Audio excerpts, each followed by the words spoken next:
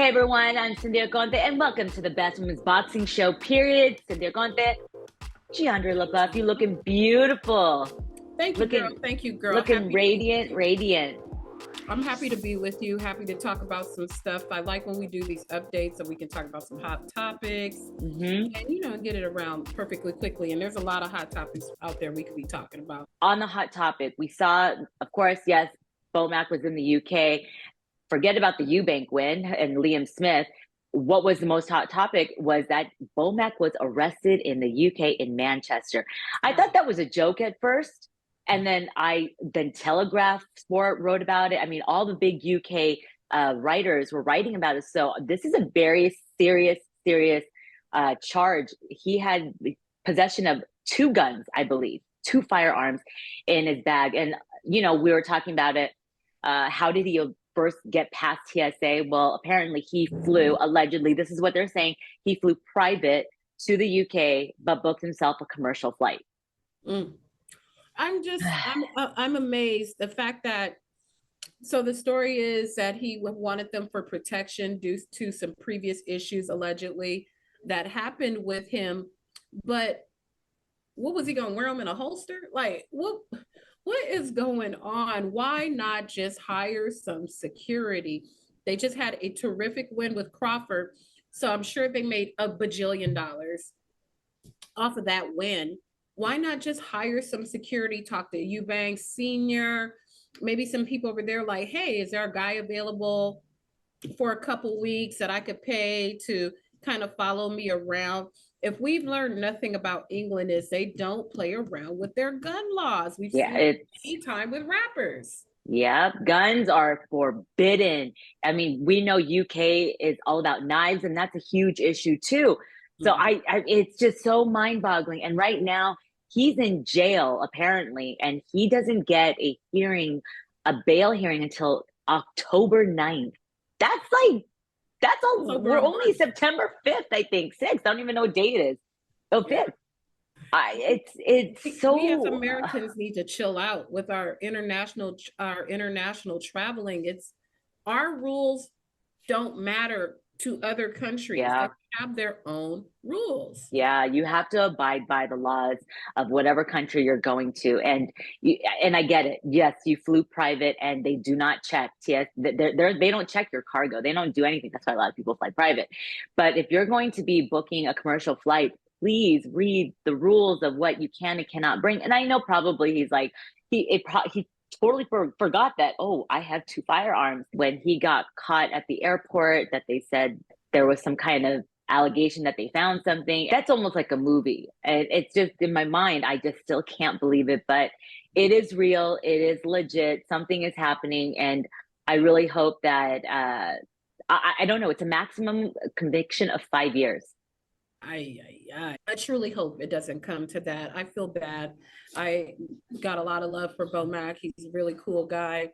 I hate that he even felt that he had to take some guns with him to protect himself. Like, what are y'all out there doing to Bomac? He don't even bother nobody. I know, right? But he took them allegedly. We'll say allegedly. Allegedly. Documentation and things happen. And I just hope for a great outcome for him. And if the outcome is, hopefully it's a slap on the wrist, but please, y'all, put the guns down. Leave the guns at home. If you're making good money, just spend the money for protection. Just spend the money. I mean, I'm sure Chris Eubanks Jr., he's wealthy. I'm sure he knows somebody or a security firm or something to that effect. You guys, if you're traveling outside of the U.S., respect countries' laws. They're not U.S. laws. Respect their laws. Speaking of Bomac, Errol Spence Jr. has activated the rematch clause for probably, it's going to be supposedly December of 2023 at the end of this year. And Crawford on his revenge tour, or his, what is it? I don't want to say revenge tour. It's his, he caught the fish tour, whatever. He went fishing tour. I don't even know what it's called.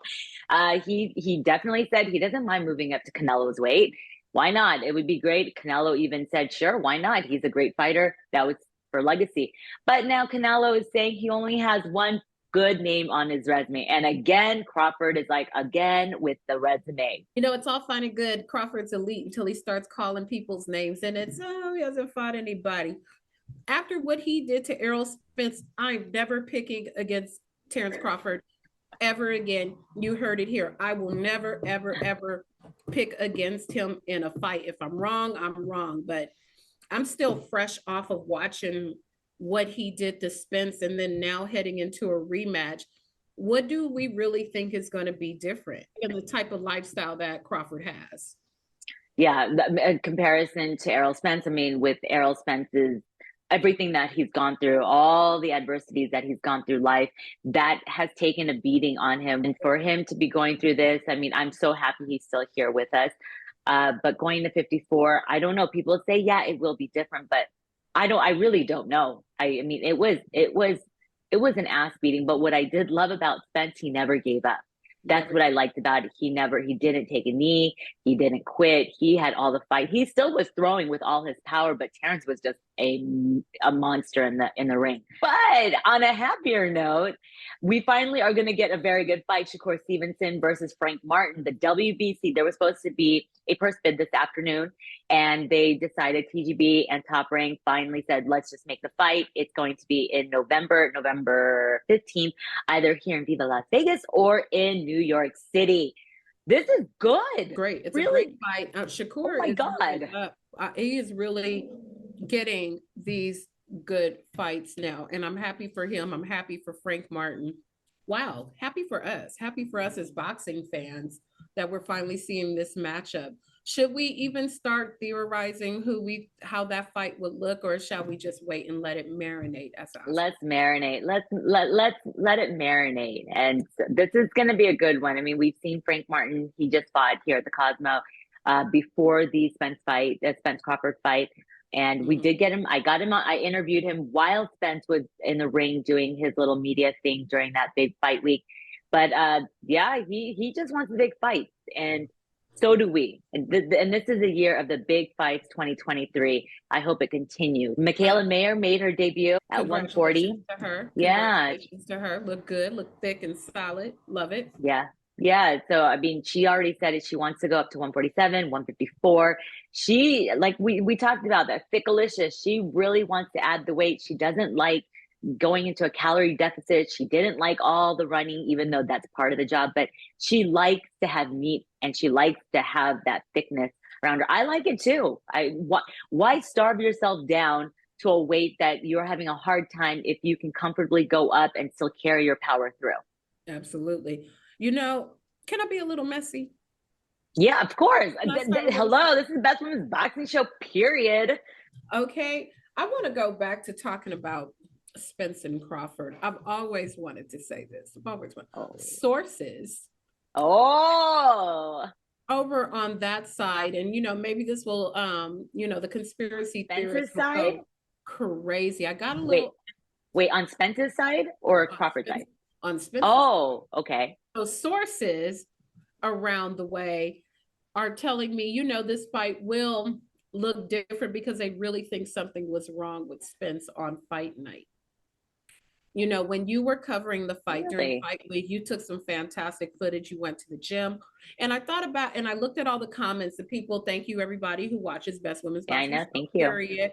Commented, footage went great. Keep watching, tell a friend, share, like, comment, share, all that good stuff that the kids say. But there were a lot of comments about how Spence looked. He looked slow. He looked this. He looked that when he was working the pads with Derek James. Yeah. Now fast forward, sources on that side tell me that something was wrong with him and he didn't look right on fight night. I don't know if it's true. That's just what the sources are telling me. And so the sources said there was definitely something wrong, or they thought something was wrong? There was something wrong with him on fight night. I don't know what that something wrong is. It could be anything, but that's what the sources are telling me. And the sources are not anybody you've seen on my stories recently here on that side of the street. I'm like, who are your sources? So if you think it was Brittany because you saw me at the 50 Cent concert, it definitely wasn't her. So I'll just say that.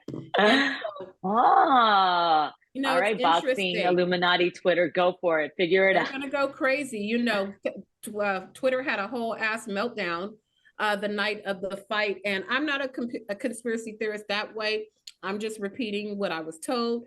Do with it as you may, but I'm still not picking against Crawford. Sorry, guys, I'm not picking against Crawford in a rematch. I think he's just gonna look bigger and badder. Yeah, Bigger and badder. he was one tough dude. I couldn't believe it. I didn't know it'd be that dominant, but hey, if there really was something with Spence, then what I liked about Spence is that he's like, I have no excuses. I'm not gonna give an excuse. So maybe there was, and he's just like, I'm not gonna use it, because then you know how everyone's like, oh, now comes the excuse that you broke your leg, or you broke your hand or something. But he took it like a gentleman, and he knows he has to come back. He now knows what kind of Crawford he's dealing with. Absolutely.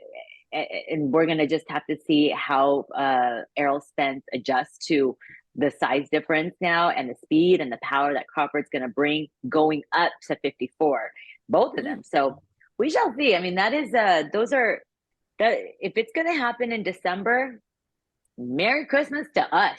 Merry Christmas to us, and you get a fight, and you get a fight, and you get a fight. And that's how I'm feeling right now. And that's what we need. We need to continue all of these fights of the best fighting the best, unification fights. Everyone, no more. I mean, you got to take a stay busy fight, but no ridiculously fought matchups where the odds are so great in between. Yeah. Come on now. Well, when they talked about this rematch, that people say, do they really need to see this rematch, and will the ticket sell? Because at first there was really no movement for this fight. It was really a boxing fan fight, and the tickets weren't selling as fast as we thought. But then, hell, we saw it was packed, and the pay-per-view numbers were off the charts. And what also helped, we had freaking Eminem come walk out and just was this hype man. I mean, everything about that fight was amazing. I don't know if they can replicate anything similar to that, whether whoever wins, but will the demand be there? And will people be paying $85, $90 for a rematch that some people might say that there's no, why have a rematch? So I don't know. This will be very interesting. I agree with you. I mean, that's always a topic. It wasn't a close fight. It was a clear one-sided domination where Crawford just went to work.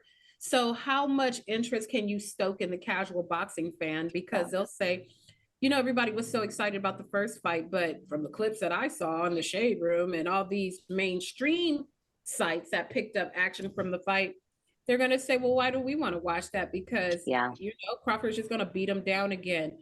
But it's hard. Regardless, I'm gonna watch. And it's hard because that's around Christmas time. It's like that's the hard time. When it's the holidays, a lot of people are gonna have a hard time forking out money. Even if they pitch in, it's still a lot of money. I think what they should do, if I could just look into the crystal ball, if you take this strategy, run me a check to the Best Women's Boxing Show, period. What they ought to do is make the fight on Christmas Day, when they know people are at home. Because what's on Christmas Day? Basketball usually comes on early. It's usually the Lakers, and the Lakers nearly always play on Christmas Day. Might not be the Lakers football. This year. Who won the championship this year? See how I don't watch baseball. So this year it'll probably be whomever won the championship and the Lakers, because the Lakers always play on Christmas Day. Why not do the fight Christmas night when everybody is together? Everybody in the household can put in on the fight, put in the $80, put already together in their households, and do it that way. But the flaw in the strategy is everyone's together, so that's less pay-per-views being bought. But I think to maximize the most eyes, do it on Christmas Day. I mean, I see your point, but I'm not working no fight Christmas week. No, that's right. We're gonna all even if it's in Vegas. They should put a bunch of monitors in the media section. All the media people will be like on Zoom in the meet, but just be right monitors. No one's gonna want to fly here. I mean, but yeah, you're right. I mean, that is close to Christmas. It's a really tough one. $90 is not a little bit of money for a Yeah. pay-per-view, plus flight, plus hotels. Maybe it'll be after Christmas, but they're determined to get the rematch done before the end of the year. So we'll see when it lands. Imagine the rematch. What are they going to get paid? That's a lot of money. Hell yeah. So it's based off the revenue, the gate. So I don't know. Hell, we don't know. What do you even price that at? Again, back to the demand. There's been the conversation that maybe the ticketing for that fight was overpriced. Not that there's not a value in Spence Crawford. Yeah. There is, but it's not the same commercial success as a Ryan Tank. Like that fight did just buku money. Bonkers. Crazy. I mean, they both got paid what? I believe over 20-30 million. But they got paid grip. They got paid, but they deserved it is because of what they brought, and they brought a whole lot to the table and more. Absolutely. And not to mention probably what they got in terms of endorsements and sponsorships, all those things. The sponsorship game has changed. Just because you don't see a patch on the trunks don't mean the sponsor ain't there. Like Ryan did the whole thing with Amiri. We don't know what Amiri chipped him off. And then Tank wears all that designer stuff. There's no telling what, like the whole thing with the purse. What was it, a Bottega purse? Yeah, Bottega Veneta. Bottega might have went, well, damn, thanks for the pub. Right? Here you go. Bring you some coin. One time, the two-time dad. How is two-time dad like for you, sir? It's a blessing, I mean, these girls are just lovely. They keep me on my toes. I just get to watch creation all over again with the newborn and just watching her grow and crawl and just all the development that happens so rapidly. It just makes you reflect. I call it baby steps. You'd be surprised. They go from the ground on their backs to walking in 1 year. And, it's all these little baby steps that are part of their journey. And it just helps me on my journey just to keep it moving one little step at a time. I get it. I was in that newborn phase like 2 years ago, and it was tough. How is your sleep? Are you getting any sleep? Shoot, I'm not the mother, you know what I'm saying? I mean, what am I going to do, So I got a beautiful wife, lovely wife, a real caretaker, and she takes care of the kids, and she lets her man get the beauty sleep. I can't. Well, Keith, congratulations to Father Time. But, the last time I saw you, Mr. Keith Thurman, was on the red carpet in the hot.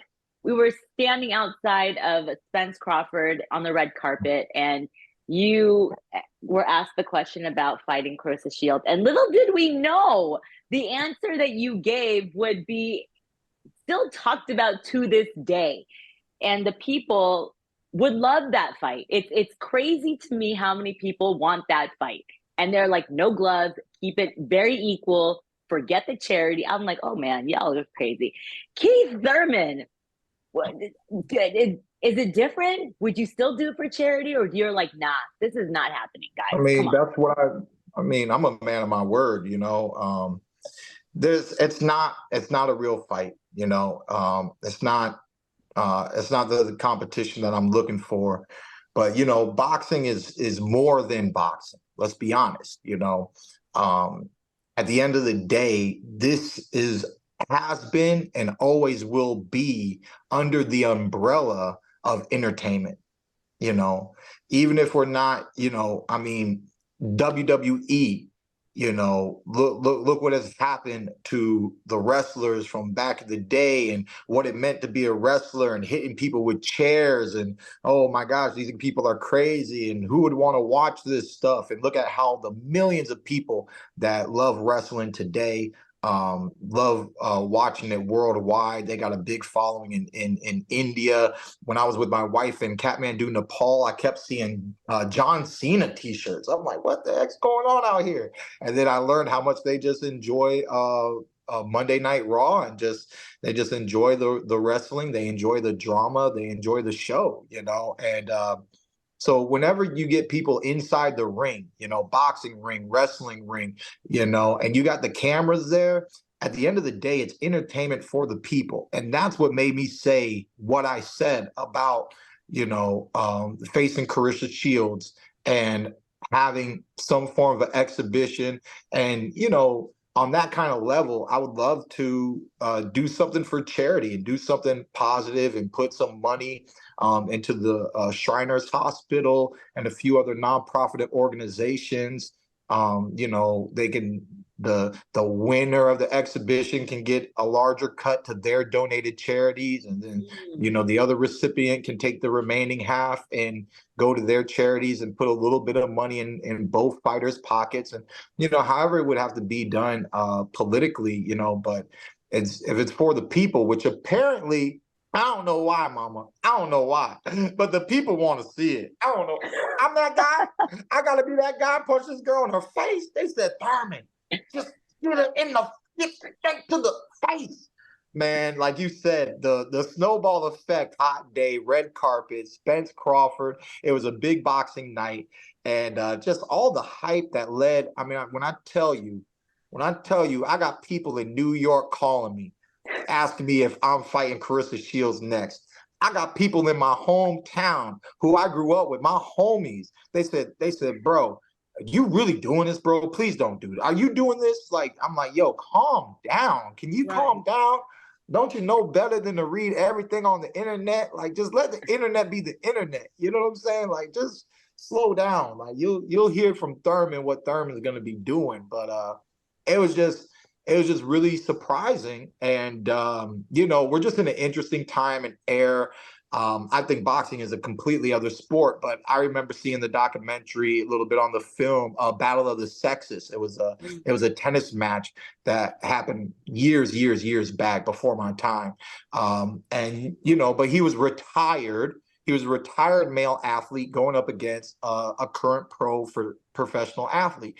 I'm still an active professional boxer. She's a professional boxer. She's dibbled and dabbled and done many different things to make her money and to keep her name relevant. Obviously, she's throwing shots at me to stay relevant, and it is what it is. You know, I applaud her, but you know, I mean, some of the stuff she was saying. She posted a video of her sparring like dudes that look like they've had 2 weeks of boxing like lessons, man. Them look like worse than, I mean, they look like novices from the amateur division. She hit one boy right in his face, and it was like a pillow. He didn't take one step backwards. It looked like a lethal right hand, and you know, it just hit him. And he just stood there. So she can't get those guys to back up. How can she get a two-time world champion to back up? You know, how can you outbox me? If you can outbox Keith Thurman, you might as well be like Spartan and just say, you know, that you'll take on 300 men. Okay, because if you can outbox Keith Thurman, then you done outbox Sean Porter, you done outbox Danny Garcia, and you done outbox all the ex-world champions and champions that I've ever been in the ring with, all the top contenders and everybody that's on my resume. You done outbox, you know, every athlete that's under my belt today. So, you know, it's not even the same sport. Women don't do 3-minute rounds. They don't even fight the same fight that we do. They don't stress their bodies in the same manner that we do.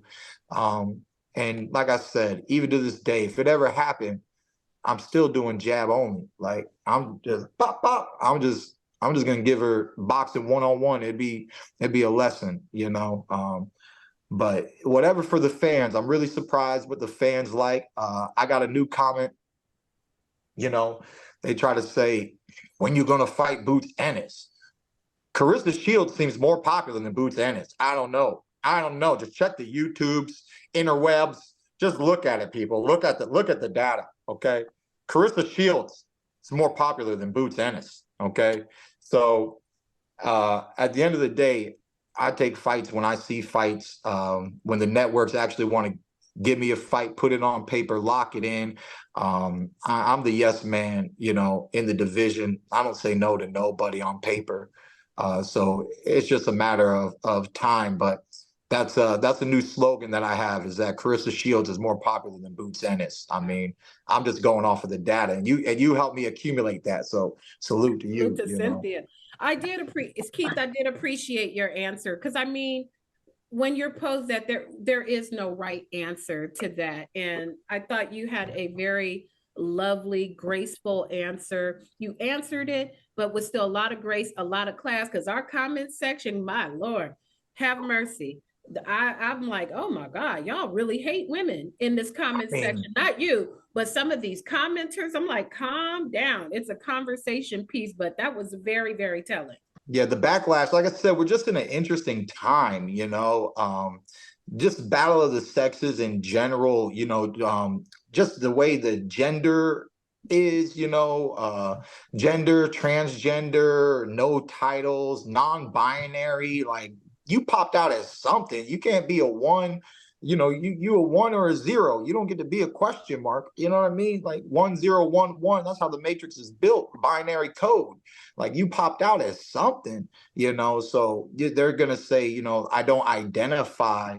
Like, okay, we live in a free country, free will. You can choose how to view yourself, but to force your views upon the whole world is just a little different, if we're all free minds, free thinkers, so there's just been a lot of stuff going on with the school system, with kids, with the women and transgender, and how do the transgender people integrate themselves into sports? Can a trans woman compete up against women now? And there is a lot on the table when it comes to gender right now. So I just think to hear on a professional level, Thurman, versus Claressa Shields, it just gave those people at home who have been feeling all of these certain ways with all these different topics and emotions and different articles. I stay away from the drama, but the world, you're going to just being in the world, you're always going to hear a thing or two. So I don't get too heavily into that stuff, but depending on what city you live in, like myself, downtown St. Petersburg here, they have a big Pride parade every year. So depending on what city you live in, Pride has been a big month. It's celebrated. People spend money. People are going out and they're drinking. The bars are decorating with the flags, and everybody's getting in the Pride spirit, and things are happening. And the world is where it is today. Today is a new day. Every day is a new day. And that's why there's constantly shifts. What we grew up on and what was is not what is. And what will be won't be what is either. There's always change and development going on in the world with human being psychology and political affairs. So at the end of the day, I just think that this topic just kind of got in on some of that stuff. And these people, y'all know who you is. These people, they went a little wild. And I only heard from others because I'm not submersing myself into the comment section, but people were trying to tell me, like, bro, he said, I had to screenshot some of these, man. You got to read a few. You got to read a few, champ. This stuff is wild, but, it's just for entertainment. It's just it's not real competition. It's just for sport. And I hope that, if it ever happens, that it's really for charity, that we can do something for charity. Otherwise, it really doesn't entice me to put myself in the ring in such an endeavor with my resume and my passion for boxing. You said you are a yes man when we spoke about and said, is the rumor true about you allegedly fighting Ugas? You said, do not believe the rumors. And now we know Ugas is fighting Barrios. So what's next? Like you said, Boots is not as popular as Claressa, but that is the fight that maybe could be next for you, or maybe move up to 154. Or is there a fight you'd like to tell us about? Because break it on. Want to break any news here? Testing. Now the news is going to have to break itself. They just got to lock it in. I'm in preparation right now. So there are many opportunities. I'm willing to move up to 54. I'm willing to stay committed to 47. I mean, it's just a fight, So I believe that for whatever reason, Ugas went other places. I've said yes to fights already in the year. These fights that I've said yes in, they just didn't get locked in. So we're going to have to figure it out.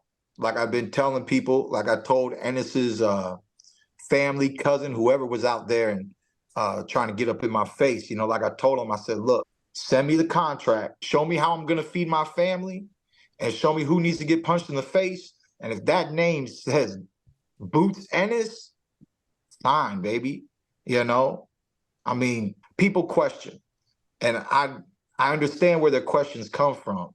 You know, they haven't seen me. Well, is Thurman really passionate? Is Thurman really still got it? You know, y'all aren't at the gym. Y'all don't know what Thurman looks like when he moves. You don't know what Thurman looks like when he hits the heavy bag. But Thurman's all right.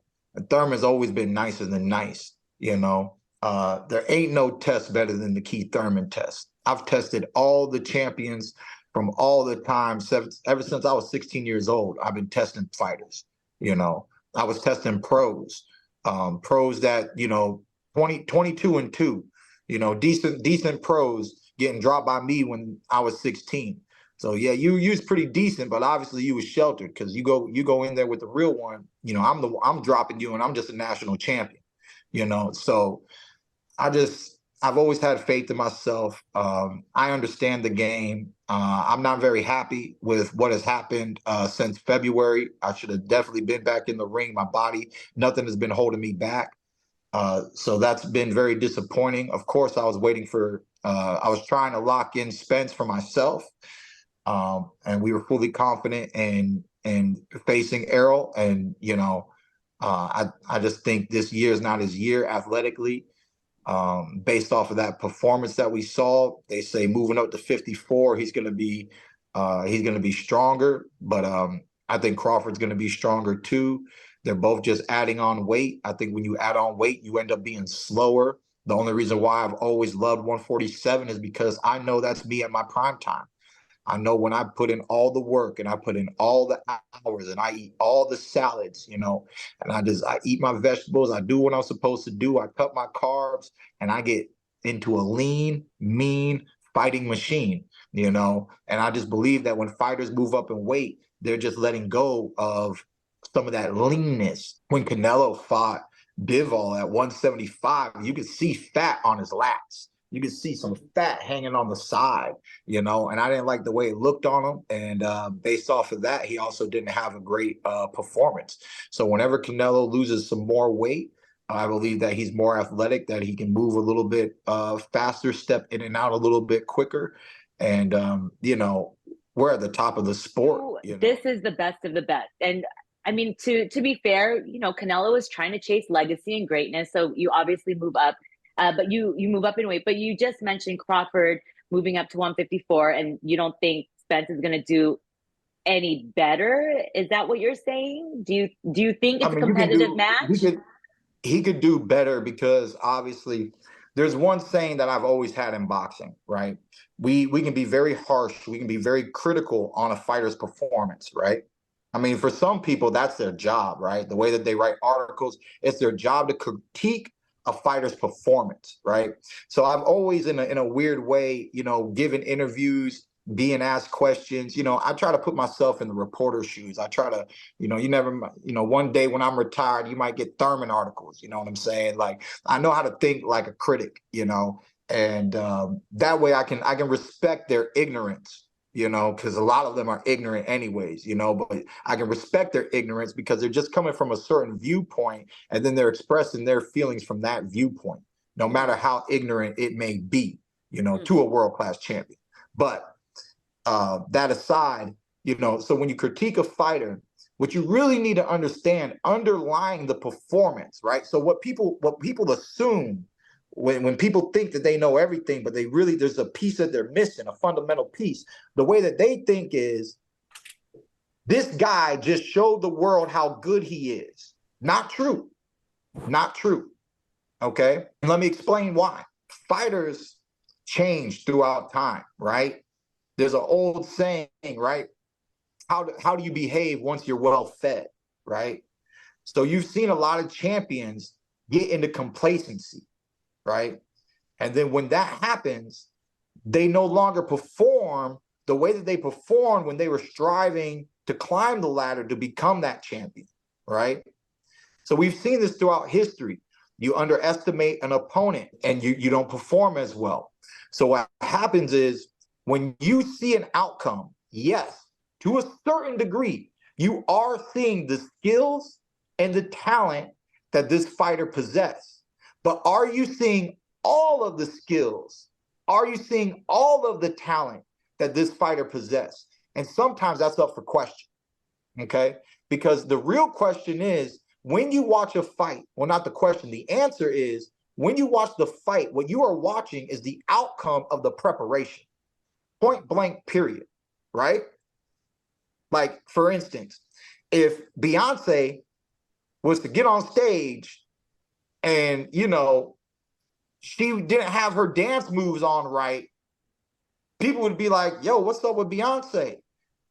Obviously, she rushed her tour and she didn't prepare to put on a flawless performance.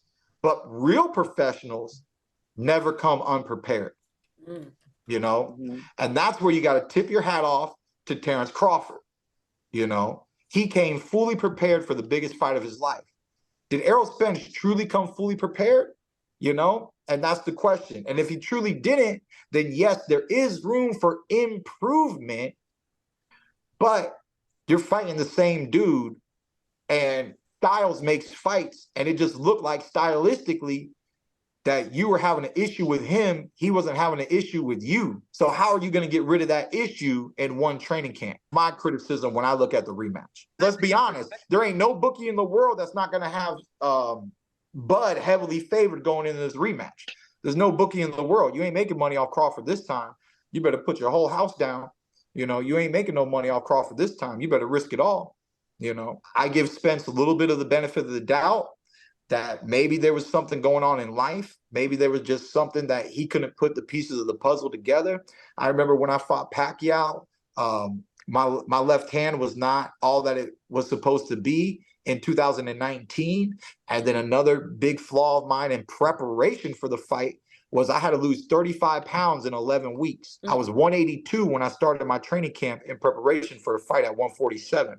So that was my fault. Nobody made me get up to 182, but that was my lack of discipline. That was me just eating a little too good while I was out there in Japan visiting my wife and different things. I just, you know, I hit the treadmill like a few times and like twice in my whole trip in Japan, and I knew that most likely I might be getting a big fight, and I should have been buckling down a little bit more. But I was happy for the quick turnaround. I was happy for the action, and I couldn't say no. And I made it happen. I dropped the weight. I made it happen. But was I really at my best having to make my body pull that much weight off? You know, if my weight management was better, how much better would my performance have looked? So like I said, at the end of the day, the performance is the outcome of the preparation. It's not always showcasing all the skills and all the talent of that athlete. So there's some room for improvement, but ain't going to turn into Superman overnight. That's for sure. So with that train of thought, I like how you were saying that, you know, you are a lean fighting machine at 147. You said you could tell in Canelo's fight with BWBSP, you could see flesh hanging off, and he's better when he's at a lower weight. Is there a such thing as a fighter staying at a weight too long? Is that really truly a thing? To hear you discuss about discipline and maintenance, you are a career, as long as I've watched you fight, you fought at 147. Crawford years ago said, when I eventually get this Spence fight, people are going to say, oh, Spence stayed at 147 too long, and that's why. So is that really truly a thing for fighters that lay people need to let that notion go? I don't look at it as a thing for fighters as far as like, I don't put all boxers in that category. So the way that I look at it as, it might be a thing for a fighter. In other words, we do compete in weight classes, right? And there is such a thing as being a big heavyweight, or not a big heavyweight. All heavyweights are supposed to be big, right? A big welterweight. You can be a big lightweight, right? You can have certain lightweights that are, you know, 5'10", and you're like, dang, look how tall he is for being 135. This Joker's 5'10". You know, but he's fighting at like 130, 135. Like, whoa, you know? So that certain people have certain body frames. And how long does that body frame allow you to perform? You know, when I fight at 147, let's be honest, that's my freshman year in high school weight. Wow. Okay. When people say, well, you know, when you out there and you know, you're out there, whatever. And the fellas are like, man, shoot, I wish I could get back to my high school weight. I wish I could get back to my high school weight. Yeah, 9 out of 10 times they're talking about their senior year, not their freshman year, okay? Because we all know what freshmen look like, okay? Mm-hmm. So when they reference their high school years, they're referencing their senior year. Pete Thurman is still competing at his freshman year, you know, high school weight. But with that said, you know, I was almost pulled down to 145 right before I stepped on the scale to fight Barrios. So, you know, for me and my body frame and the diet, the nutrition plan that I put myself on, I use a lot of sports science to make this happen, but it can happen. It is doable. You know, would just bulking up and allowing myself to compete one weight class above, you know, could I still feel strong and athletic? Of course. You know, this is another thing that I tell people. When it comes to just one weight class doesn't really ruin everything. You know, Danny Garcia was at 140, 147, 154, and then I think he's about to fight a catchweight 155 because he's technically in the 160 division against Andethali Laura. Okay, that's where you're really adding weight to the body. You know, if you truly once upon a time were that little, you really are putting on a lot more, you know, and the average height is increased as you move up in weight classes too, right? So you just got to take those things into consideration. At least I do, you know. Hi. Say hi, baby. Oh my God, so beautiful. She's so beautiful. What's your name? Ananda. Ananda. Oh, you're so beautiful. You're How old? She's 2. Oh. Same age as Brooklyn. I know. I have a 2-year-old, Brooklyn. Oh, she's so beautiful.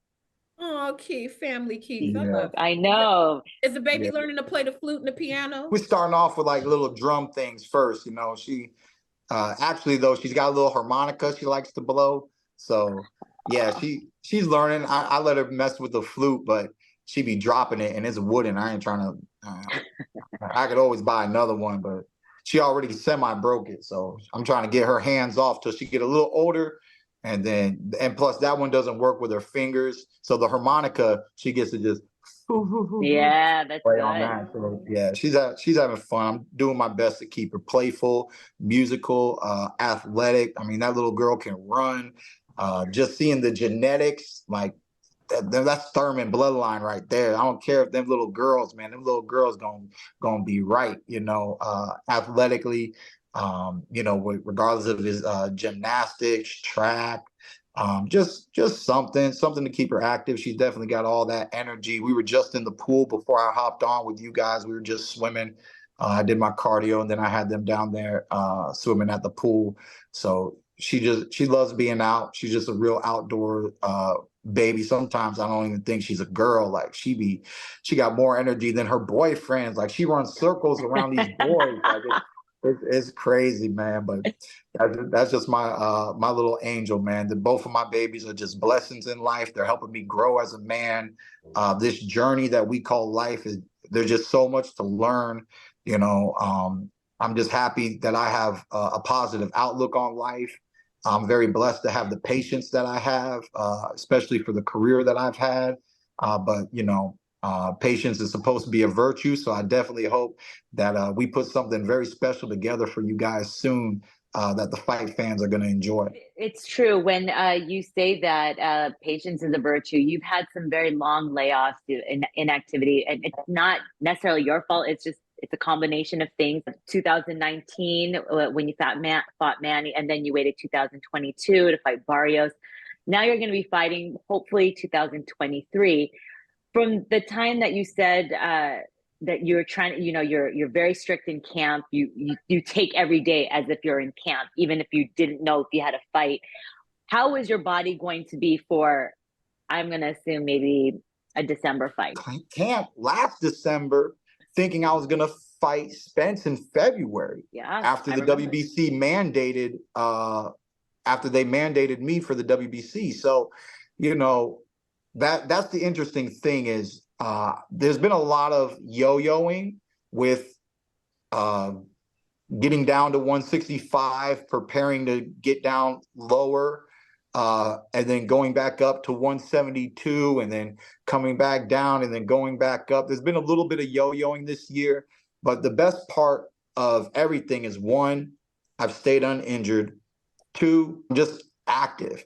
And before the Spence fight, I already hired one of my old strength coaches, the one that I was working with, Yo Murphy. I was working with him for the Pacquiao fight. And, you know, he even saw when I walked in, he's like, "Oh, you're maintaining weight pretty decent." And I'm like, "Yeah, a lot better than when he saw me at 182. I walked into his office to work with him to get ready for the Pacquiao fight, and I was 182. He tells all his people that don't really know me, his new clients that he works with, and he tells them, he goes, "Yeah, that guy right there," he goes, "he first walked into my office, and we knew what he had to do. When he walked out, we all the professional, like, body scan people, they had me do all this testing." He goes, "We all looked at each other like, what's this guy about to try to do?" Like, I mean, and he saw my dedication, and he got to come out to the fight, and he said, "Man," he goes, "I know they didn't raise your hand, but bro," because I was already rooting for you, but I'm a real fan. You know, that arena, that action, that live entertainment, you know, that's what I love the most. Is I know my story, and I know how many people I brought back to boxing. I know how many people that watching me fight made them remember that boxing is a tremendous sport. And that's what I love doing. I love performing. I love educating people, but I love inspiring people and bringing new people into the beautiful sport that is called boxing. I'm very grateful and thankful for your time. You know, I always appreciate your perspective. You are a fighter, but you bring such a fresh perspective to things, like just the whole thinking from a critical point of view, and just the level of honesty when you're discussing things. It's very transparent. It's very refreshing, because we do so many of these chats when everything's amazing and camp's amazing and tremendous and camp is this and camp is that. And so few are candid with the ups, the downs, the flaws. And it's all of those things that make us love fighters and make us as fans gravitate to you. And I felt like you've always had that head and shoulders above a lot of fighters, just that honesty and transparency. And so I'm just always grateful for some time you spend with us. I love being transparent. It's really just in my nature, you know, and it's educational. And I just like to face the facts, you know. It's very easy for people, you know, especially when they got a lot of yes men around them. Like, nah, it was whatever, champ. They never wanted you to win, champ. You gonna do this, you gonna do that. Like, nah, champ. Maybe you got to go back to the drawing board, pimp. Maybe you've been one dimensional your whole life. Maybe, you know, maybe your defense needs a little sharpening. You know, maybe your offense. Maybe you need to throw a few more punches. You know, I always felt like Danny Garcia needs to throw more punches. Back in the day when I was gonna fight him, I was like, this is an easy fight. Sean throws a lot of punches, and I beat Sean, and Sean be on your butt. Danny, he's always looking for the counter. He's very timid. He's gonna wait. He's only gonna throw the punch that he thinks he's gonna land. And I just knew I could manipulate him in the ring, and that I could slow down my pace, you know, as tempo and everything. So, you know, the way I look at the fighters and the way I feel about myself, I just like discussing it with people, especially fight fans, and just giving them that insight, because like I said, boxing truly is a beautiful sport, you know, from the ups, the downs, the struggles. You know, Keith Thurman here, two-time former world champion. As soon as they let me do it, I'm gonna become 3 times, believe that, you know. So at the end of the day, real champions, it's not just what they accomplish, sometimes it's how they come back. And Keith Thurman at 34 years old, you best believe that this is the second leg of my career. Luckily, God has blessed me with 2 legs. You know, I get the first leg, and I believe in the second leg coming soon. And I'm gonna roll through whoever they put in front of me, just like I did before. You know, I'm staying truly dedicated to this game. I got 2 brand new mouths to feed. And I just love the fight game. And I just don't think that there's a lot of fighters. There's a lot of great fighters, but even amongst the greats, the way that I bring it, how I bring it, what I bring into the ring, you know, it's just real, and it's great for a reason. Not to toot my own horn, but I'm doing it a little bit, you know. It's tremendous, you know, and I just love being at the pinnacle of something so great like boxing. That's why I always emphasis on how great boxing is and how blessed I am to be here at the top. You know, the top of the mountain. There's nothing like being at the top of the mountain. That's why people climb mountains. They only want to get to the top. It's not the struggles and this and that and the fear and the cliff and what could happen and this, it's all worth it once you're at the top, you know. And somebody like me, I've been there. I know what it feels like. I might have slid down, but best believe my eyes are looking high, and I'm climbing every step of the way to get back to the top in boxing. You better toot your own horn, Keith. Mm-hmm. Toot, talk your shit. Toot, toot, toot. That's a talk your shit. It's funny. I saw Barry Hunter not too long ago for a Team Combat League that it's a new boxing concept. And he told me after the Spence Crawford fight, I go, what do you think? He knew Crawford was going to dominate. He just knew it. And he said, I called Sean Porter and said, I think you need to come back and I want you to fight Thurman at 154. I was like, so is that going to be the fight that you're going to fight? I'm just putting names out there because I think it's going to be Sean Porter, or I think it's going to be Boots, because there's no other name that is going to really test your skills. I'm the president of the Boots fan club, and I have been wanting him to fight somebody. Yeah, he needs a somebody, you know. Yeah, and that's they think I'm more than a somebody, you know. So that's why I don't mind. I've been ready for the best, you know. I've always been in with the best, you know. I think Boots, if he gets in there with me, that he's going to see something, you know, unlike all his former competition. I think his former competition is lightweights compared to a Keith Thurman, but obviously he's got skills. Obviously he has talent. You know, he's got some speed, power. He's got his own form of athleticism, switch hitter, working different angles, different stances and stuff. But, you know, that's nothing new to me. I'm not going to be scared. There's nothing. Oh, please. Oh, no. Oh, no. Help me. Somebody, please. You know, I'm going to be right there in his face. I'm going to take him and I'm going to give him back. That's the thing. Are you ready for the get back? You know, you can give and you get it back. You know what I'm saying? And like, it's just different. I love a great fight. I love a great hype, and you know, I'm just ready for some action. So whether it's the next contract is coming at 47 or 54, I'm gonna make it happen. I mean, for me, my career, the second leg, and for my family, you know, I just want to be back in action, and I want to stay busy for the next few years before they haul me off into the commentator section. You know, where you know, like Sean, he hung it up. I don't know how much Sean really wants to step back in the ring. I know there's a small piece of him that always wanted a rematch, but you know, I already know he don't like how I talk. You know, he don't like how I talk, and I don't think he'd be able to handle a whole nother press conference with Thurman. You know, I don't think he'd be able to handle, you know, I'll be poking at him. I beat you, boy. I already beat you once. I already did it to you. Don't make me do it to you again. Huh? I was like, yeah, you disappointed your daddy, boy. You couldn't beat me. You disappointed your daddy. Okay. So like I got too much for that kid, you know what I'm saying? I mean, it's all out of the spirit of fighting, man. I'm very playful. They've been calling me a clown and stuff, but it's weird, man. Like y'all don't know what it means to live this life. Like y'all really, like I was telling the people in Vegas, you know, I live this ish. You watch this. I live this. You watch this. That's a fact. Shut the F up. That is fact. This is just different. There's a reason why Thurman's always been different.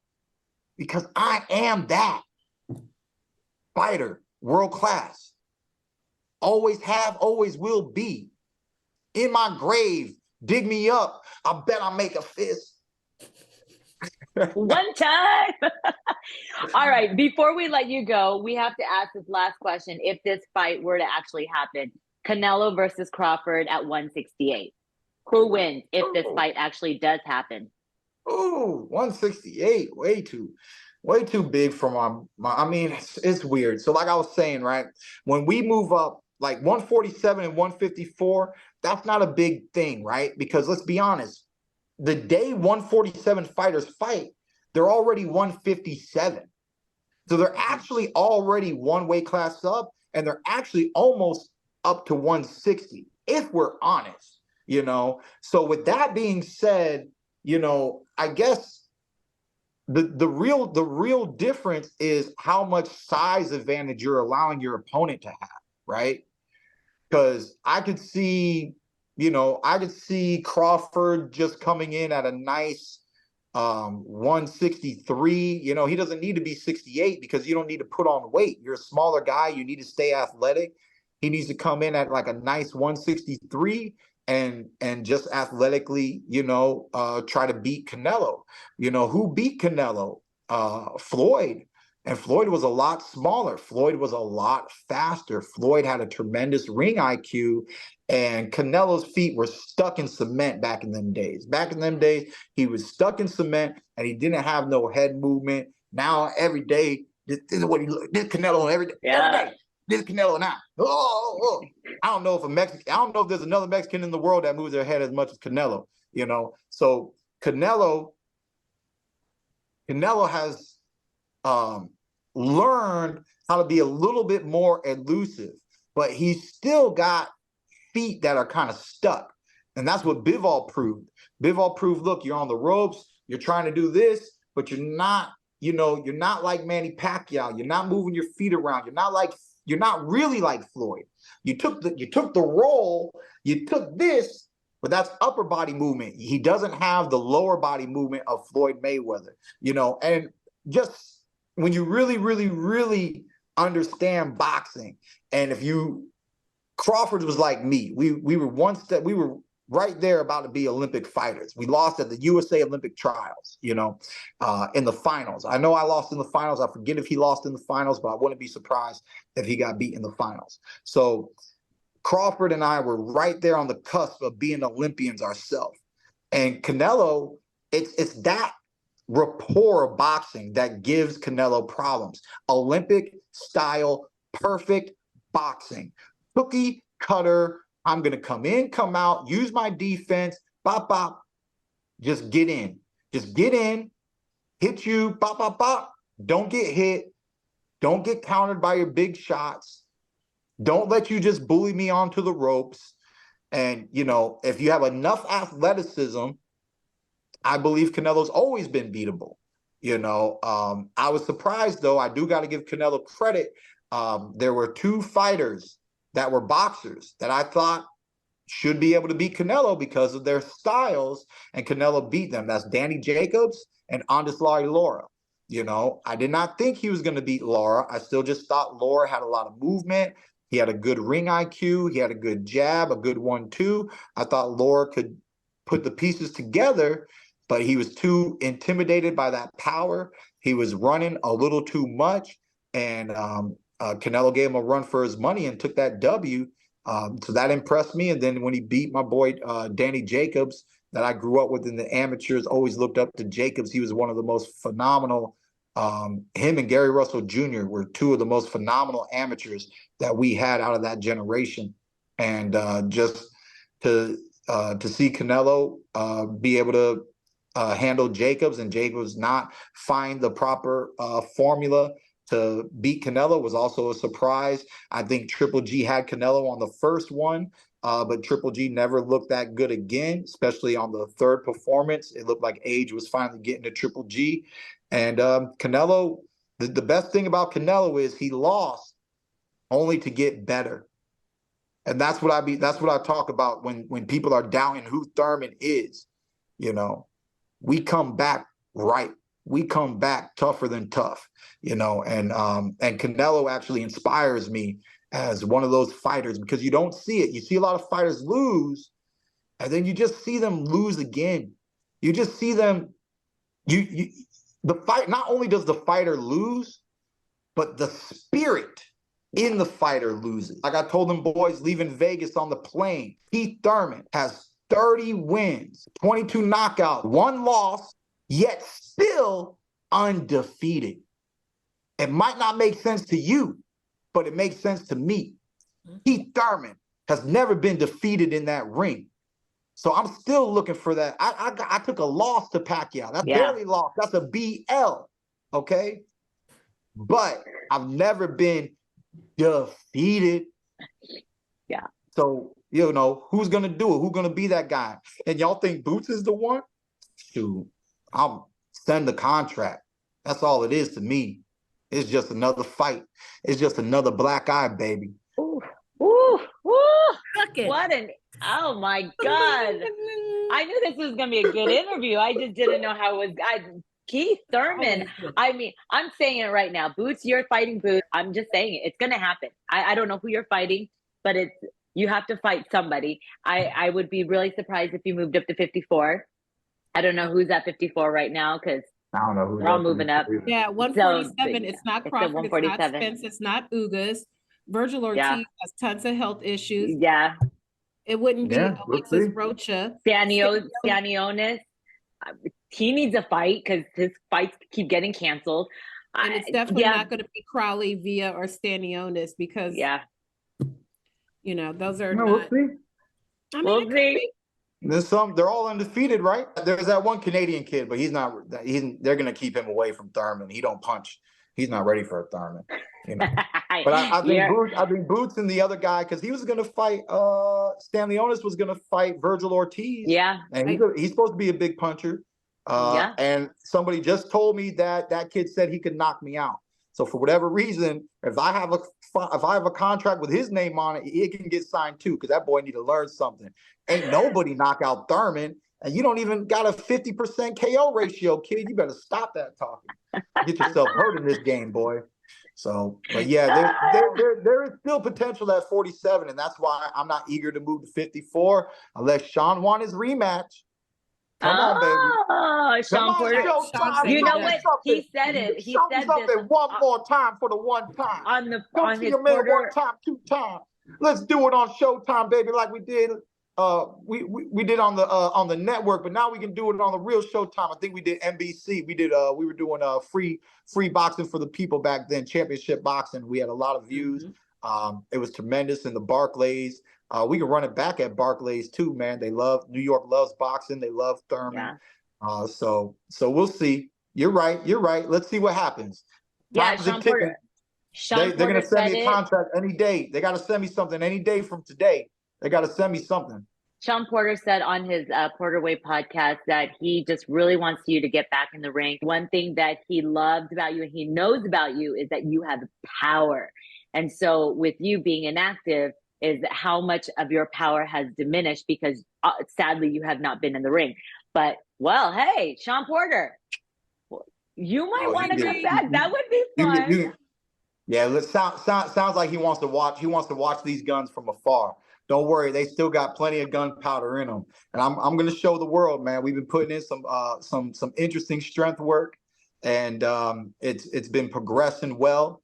I've always had power, but now I feel like I understand what they mean by man strength. You know, these muscles are more mature, they're well developed.